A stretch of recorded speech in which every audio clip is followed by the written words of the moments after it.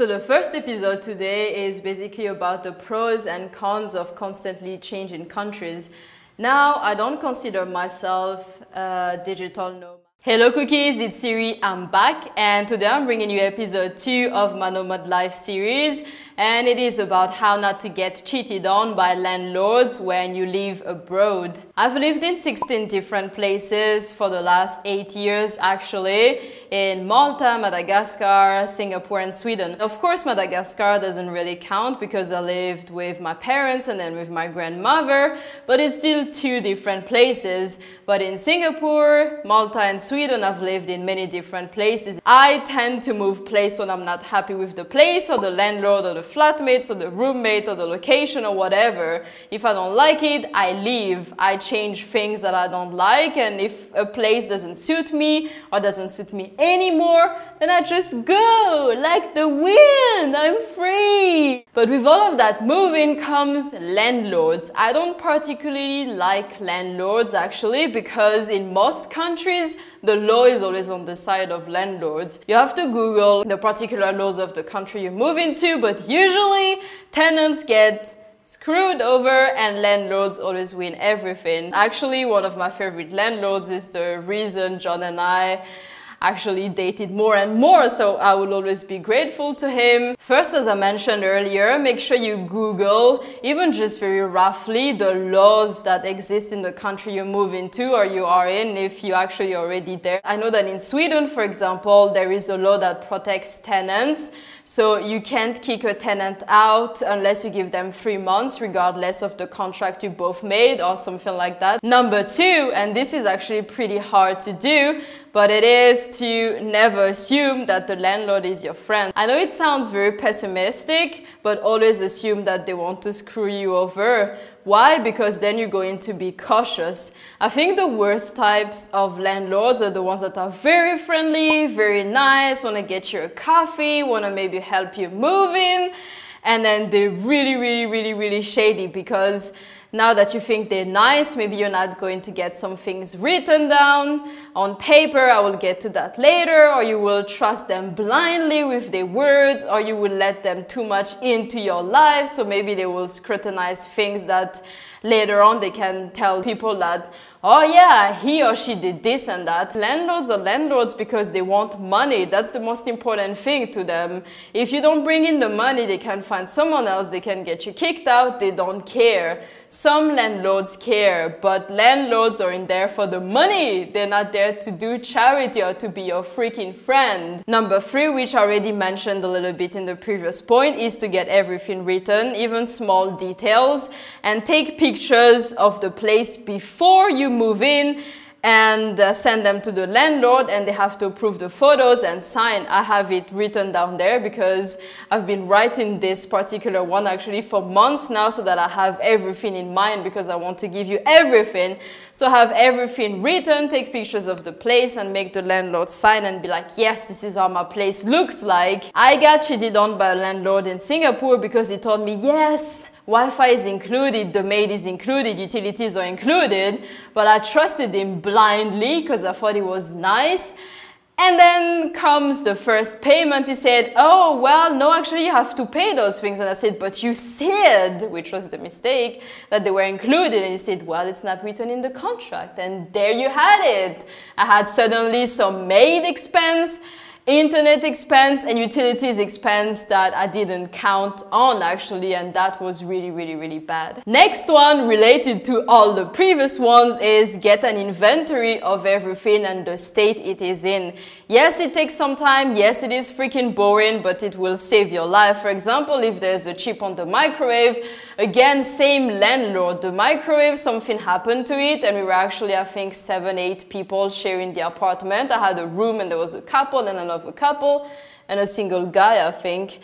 And someone broke the microwave and the landlord blamed it on me, even though I didn't use the microwave. But just because I was the new one there, he said, well, it's been there for many years, and then you suddenly come and it breaks. Of course, it has to be you.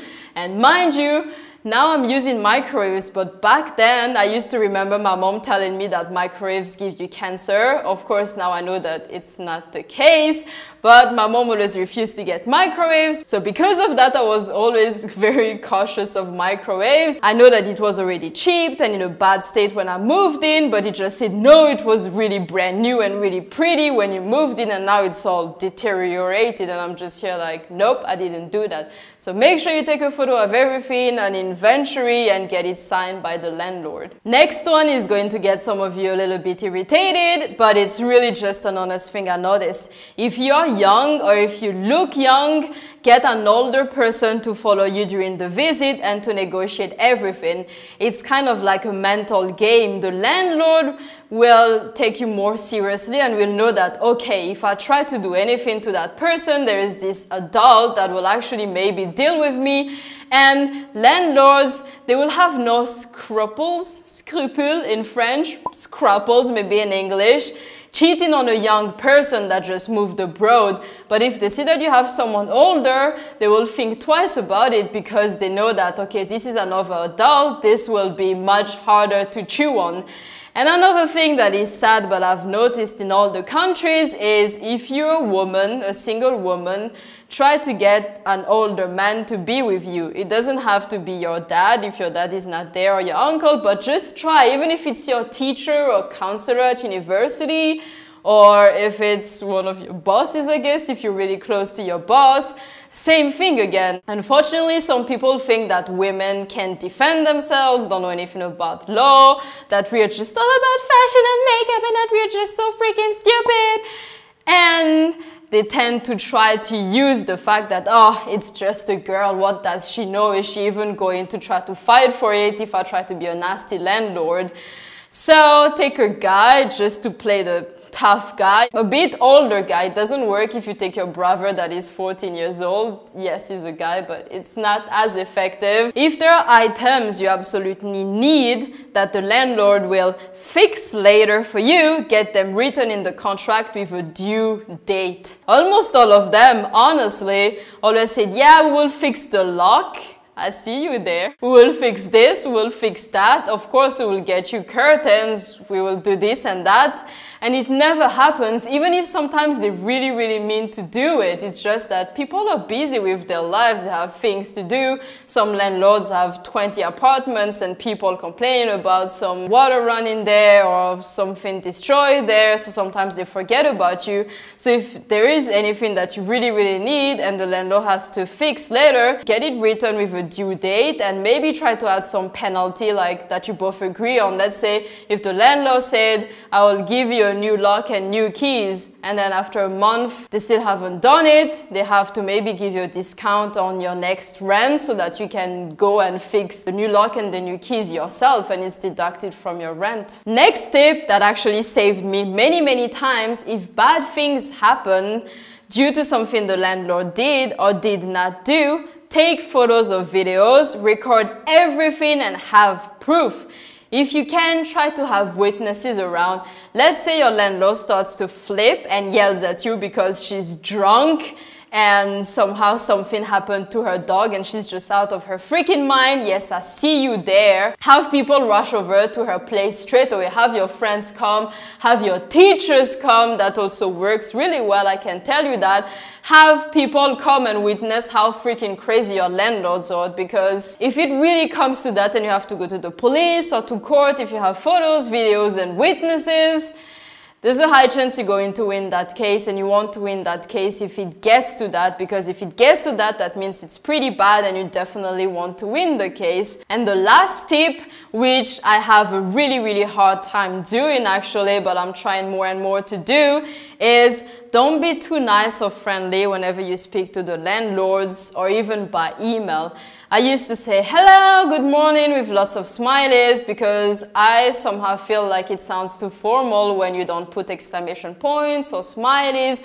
Of course, if it is official mail that I'm writing, for example, to university, I'm never going to put a smiley. I'm going to say, dear sir, madam. But I used to be very friendly and nice to landlords because I thought that since I'm living in the house, we might as well have a connection, blah, blah, blah. And no, because then they tend to think you're stupid and too nice, and they abuse the fact that you're nice. In French, people say trop bon, trop con. When I write emails to landlords, I usually just go, good morning, I will be sending the rent later today. You can expect it. Regards, Iri. Of course, it's much nicer if you add smileys, if you're nice. But I feel like it's good to keep some distance, because then they know that they have to keep it professional, and they know that you also keep it professional, so they don't play with you. It's like, don't freaking play with me. I'm not your friend. I'm your tenant. I will be polite. I will be courteous. I will treat you right just as another human being. But don't think I'm too nice and I'm an idiot. And those are the tips I have for you today. If there are more coming, then I will definitely write them down and I will give them to you, of course. Let me know in the comments down below if you have other tips as well.